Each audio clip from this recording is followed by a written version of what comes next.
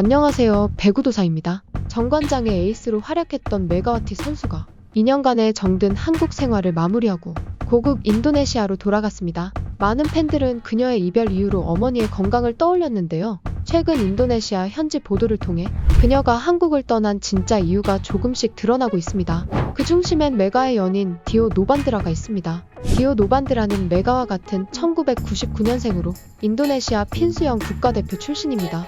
2021년 동남아시안게임에서 은메달을 수상할 정도로 실력 있는 선수이며 메가와는 오랜 시간 연인 관계를 유지해왔습니다. 이제 두 사람은 결혼을 앞두고 있다는 소식까지 전해졌는데요. 현지 매체에 따르면 메가는 고향 젠버의 모스크에서 결혼식을 올릴 예정이며 날짜는 조만간 공식 발표될 것으로 보입니다. 사실 메가의 연인은 그동안 한국에도 자주 모습을 드러냈습니다. 지난 4월 초 V리그 챔피언 결정전이 한창이던 시기 디오는 한국으로 직접 날아와 메가를 경기장에서 응원하는 모습이 중계 화면에 포착됐고 심지어 메가가 3차전에서 무려 40점을 몰아치는 날 경기 후 플로어에서 메가와 포옹하며 사진을 찍는 장면도 큰 화제를 모았죠. 고이진 감독조차 경기 후 인터뷰에서 남자친구가 왔다는 얘기를 메가에게 하니 한 경기만 보고 가면 아쉽지 않겠느냐며 독려했다. 그랬더니 메가가 살아나더라. 사랑의 힘은 정말 대단하다며 농담 섞인 칭찬을 아끼지 않았습니다.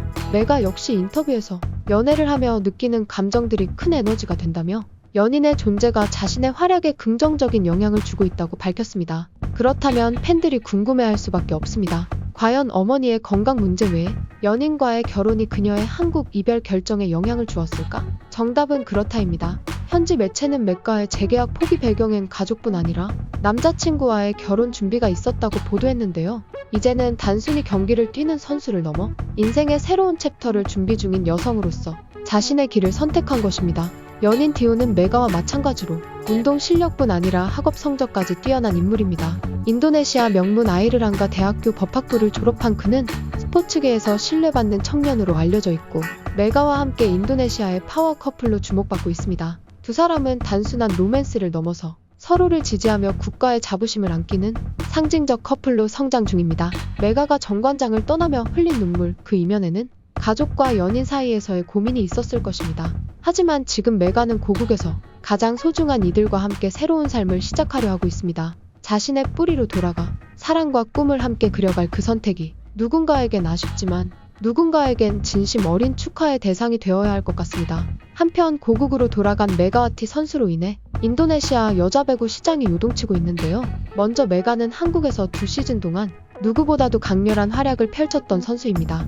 2023-2024 시즌 736득점, 2024-2025 시즌 802득점, 공격종합 성공률 1위, 오픈, 후위, 시간차 공격 모두 1위권.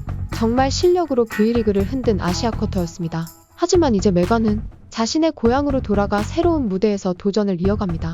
그 무대는 인도네시아 그레식 페트로키미아입니다. 구단은 메가가 돌아오자마자 등번호 8번 유니폼을 공개하며 공식적으로 계약 소식을 전했습니다. 그리고 이 소식은 단 하루 만에 인도네시아 스포츠계를 뜨겁게 달궜습니다. 그 이유는 단순히 스타 선수가 복귀했다는 의미를 넘어 메가 한 명이 움직이면 그 시장 전체가 흔들릴 만큼의 영향력을 가졌기 때문입니다. 정관장 구단이 그걸 이미 체험했습니다. 2024년 4월 인도네시아 자카르타에서 정관장과 인도네시아 올스타팀의 친선 경기가 펼쳐졌는데요.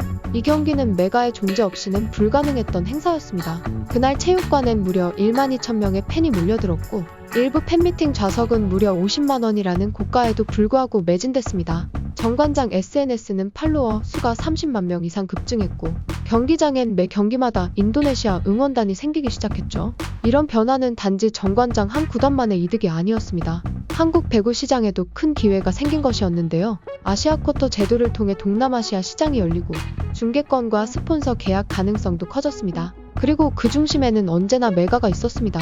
이제 메가는 고국으로 돌아갔습니다. 부상 회복 중이긴 하지만 그녀의 존재만으로도 인도네시아 리그는 이전에 없던 스포트라이트를 받고 있습니다. 지난 17일부터 시작된 인도네시아 리그 파이널 4강전. 메가는 경기에 나서진 않았지만 그녀의 출전 여부에 대한 관심은 경기 자체보다 클 정도입니다. 인도네시아는 이제 단순한 지역 리그가 아닙니다. 세계 4위의 인구, 급성장하는 스포츠 인프라, 그리고 메가와 같은 슈퍼스타의 귀환으로 여자 배구 시장의 핫플레이스가 되어가고 있습니다. 이 모든 움직임의 출발점엔 한국에서 2년간 활약한 메가가 있습니다. 어쩌면 그녀는 단순히 팀을 떠난 것이 아니라 동남아 여자 배구의 판을 바꾸기 위해 움직인 배구 외교관과도 같은 존재입니다. 그리고 이 흐름은 다시 한국 V리그로 돌아와 더 강력한 아시아 쿼터 경쟁과 글로벌한 배구 시장 재편으로 이어질 것입니다. 이제 메가는 단지 인도네시아의 자랑이 아니라 아시아 여자 배구 전체를 흔드는 가장 중요한 플레이어로 자리 잡고 있습니다.